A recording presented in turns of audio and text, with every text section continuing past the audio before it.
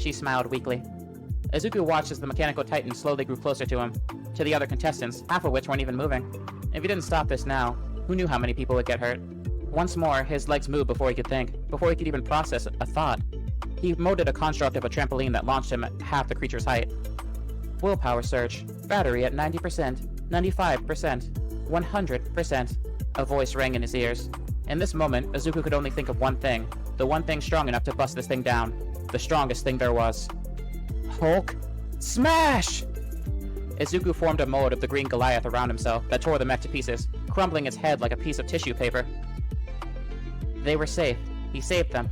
All of them. The adrenaline wore off as Izuku watched the body of the steel monster clatter to the ground. He suddenly felt drained, like every ounce of concentration had just faded. Willpower fading. 70%. 50%. 10%. Battery drained.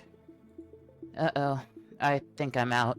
Izuku took in just how high up he was, and how much the landing was gonna hurt. He fought not to close his eyes, the sheer exhaustion beginning to take him.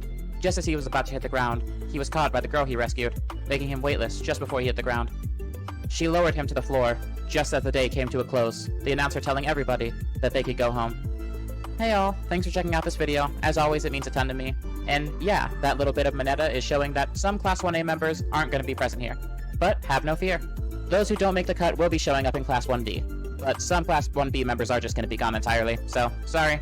So, let's talk about that character I made changes for. Riri Williams.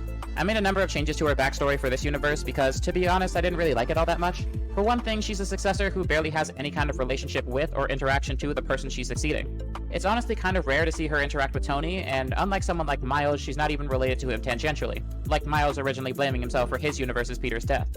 And, usually if the successor and the one passing the torch are alive at the same time, we get cool stuff like Miles and Peter's bromance.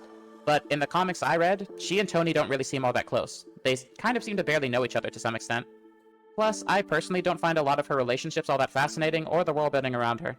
I personally have a lot of trouble caring about her family or her supporting cast, but I really just love the concept of her character, so this Riri has a very different past, and honestly kind of a different personality. So you'll see more of it as the series goes on. If you enjoyed this video, I'd really appreciate it if you let me know with a like, or if you'd subscribe to check out more in the future. Alright, that's it. Look forward to seeing you all next time. Cheers!